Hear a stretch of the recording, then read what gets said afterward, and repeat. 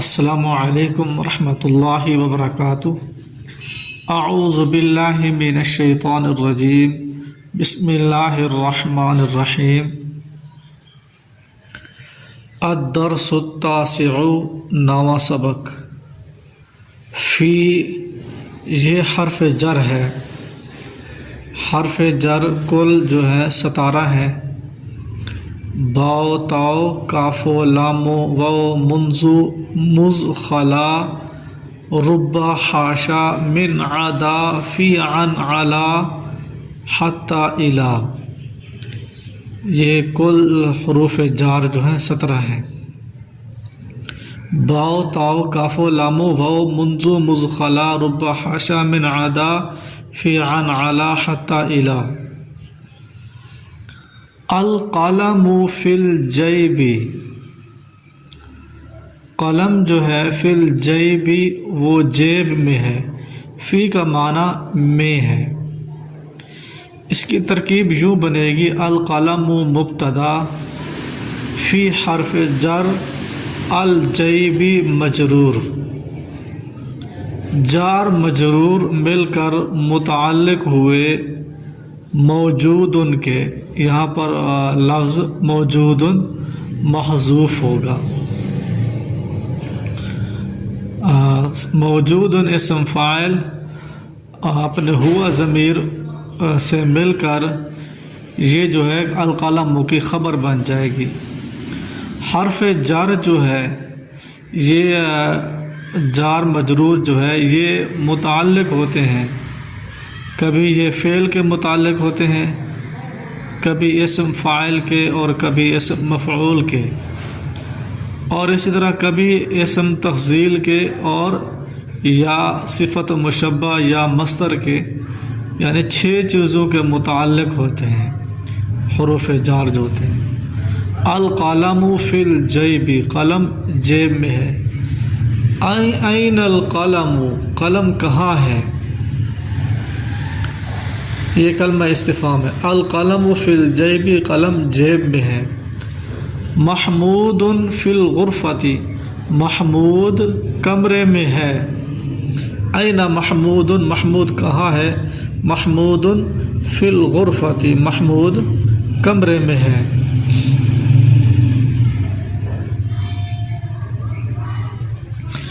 ماذا فی الجیب، جیب میں کیا ہے؟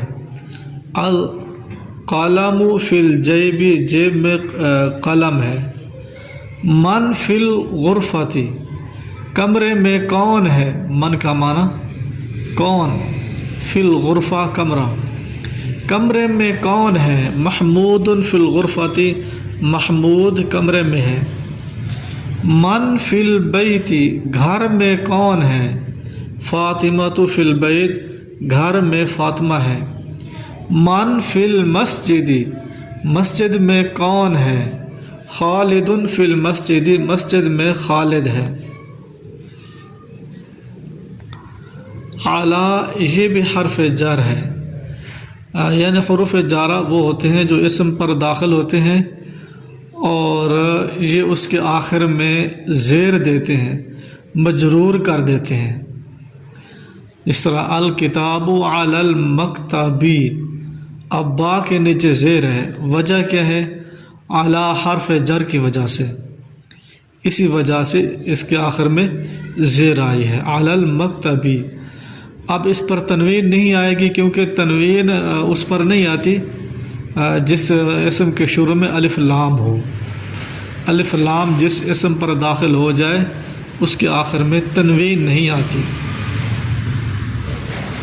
الکتاب علی المکتبی، کتاب جو ہے وہ میز کے اوپر ہے۔ اعلیٰ کا معنی پر بھی ہوتا ہے، اوپر بھی ہوتا ہے۔ کتاب میز کے اوپر ہے۔ این الکتاب، یا کتاب میز پر ہے، یہ بھی ٹھیک ہے۔ این الکتاب، کتاب کہاں ہے؟ الکتاب علی المکتبی، کتاب میز پر ہے۔ محمود علی السطح، محمود چھت کے اوپر ہے۔ جیسا کہ آپ کو بتلایا گیا تھا، سطح اور سقف یہ دونوں لفظ چھت کے لیے استعمال ہوتے ہیں، جو بھی اوپر چیز ہوتی ہے اس کے لیے استعمال ہوتے ہیں۔ اب جب چھت ہوگی اس کی دو جانب ہوتی ہیں، ایک اوپر والی سائڈ اور دوسری نیچے والی سائڈ چھت کی۔ تو اوپر والی سائڈ کو جو ہے، چھت کی جو اوپر والی سائڈ ہوتی ہے اس کو سطح کہتے ہیں، سطح۔ نیچے والی سائڈ کو سقف کہتے ہیں۔ محمود علی السطح، محمود چھت کے اوپر ہے۔ این محمود، محمود کہاں ہے؟ محمود علی السطح، محمود وہ چھت کے اوپر ہے۔ ماذا علی الکتاب، ماذا علی الکتاب، کتاب کے اوپر کیا ہے؟ القلم علی الکتاب، کتاب کے اوپر قلم ہے۔